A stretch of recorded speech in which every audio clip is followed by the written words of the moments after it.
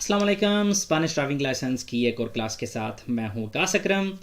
आज की इस क्लास में हम देखेंगे 10 क्वेश्चंस 10 preguntas जो कि होंगे एटिकेटास के बारे में।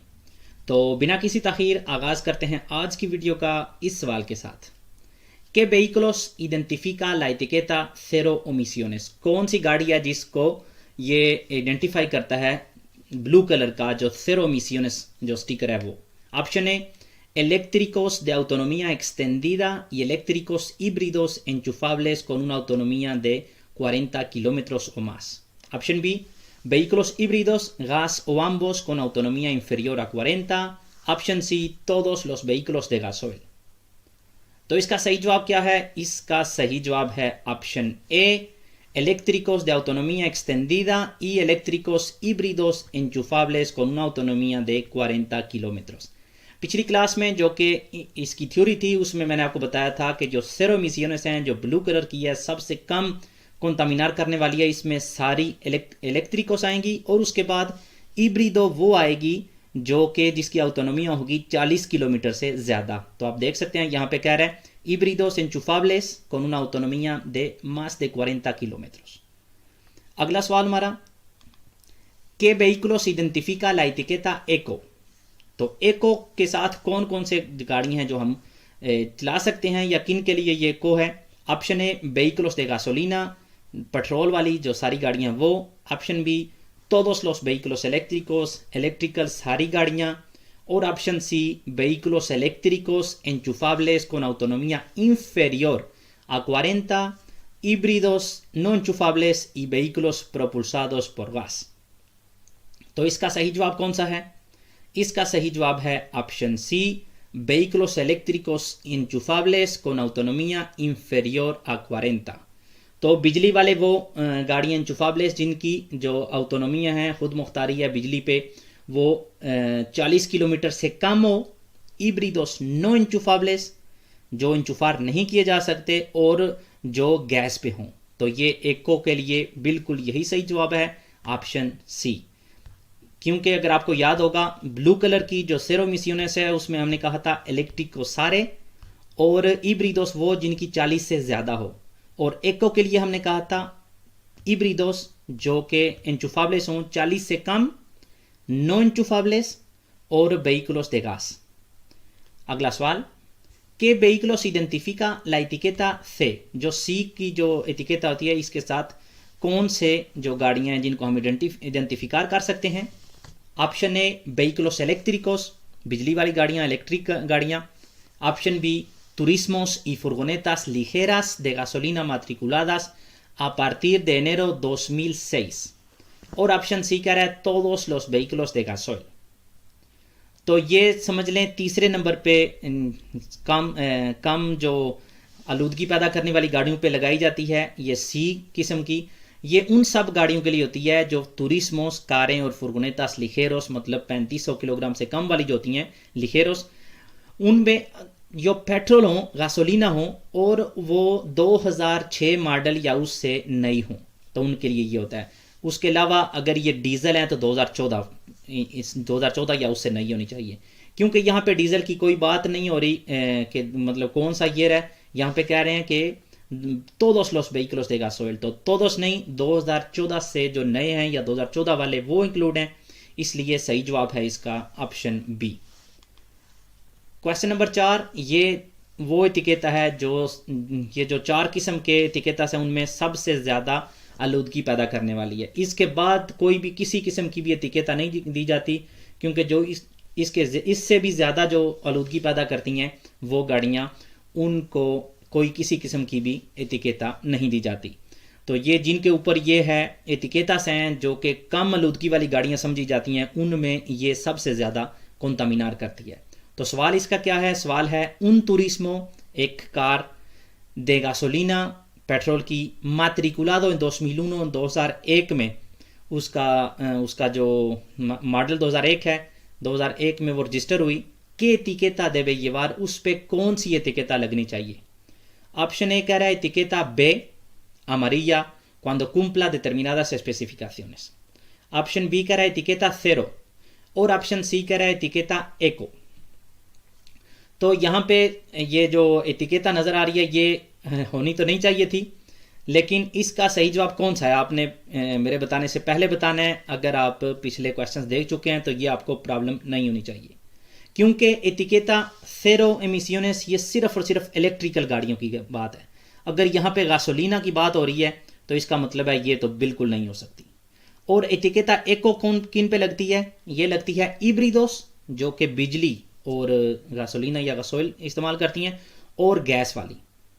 तो यहाँ पे भी क्योंकि गासोलीना की बात हो रही है, इब्रिदोस की नहीं हो रही, ये भी गलत है। सही जवाब है इसका ऑप्शन ए, बी वाली लगेगी 2001 में जो कार होगी उसमें, क्योंकि जो एतिकेता बी है ये उन गाड़ियों के लिए है जो 2000 मॉडल या उससे नई हैं और पेट्रोल हैं, और अगर वो डीजल हैं तो 2006 या 2006 से नई होनी चाहिए। तो इसलिए इसका सही जवाब है ऑप्शन ए।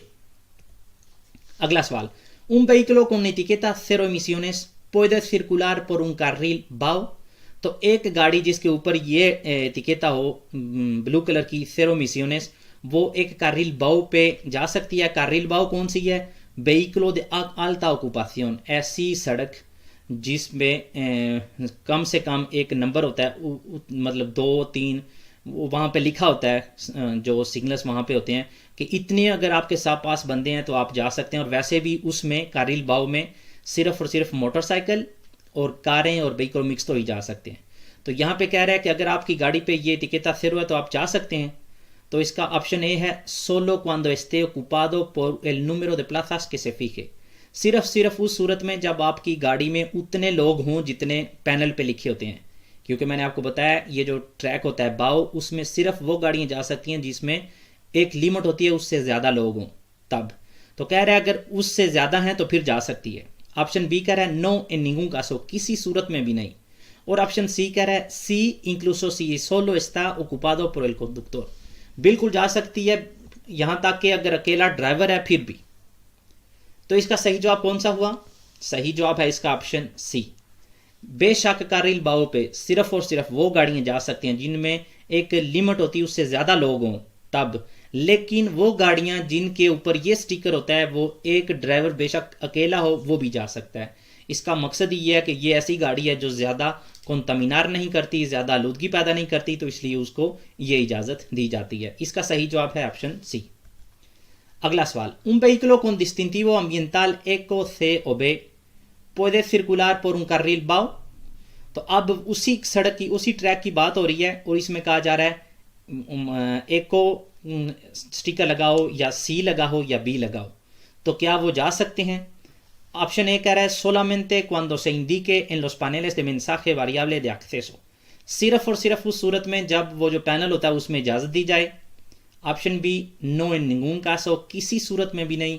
और ऑप्शन सी कह रहा है सी इन cualquier caso, किसी मतलब हर सूरत में।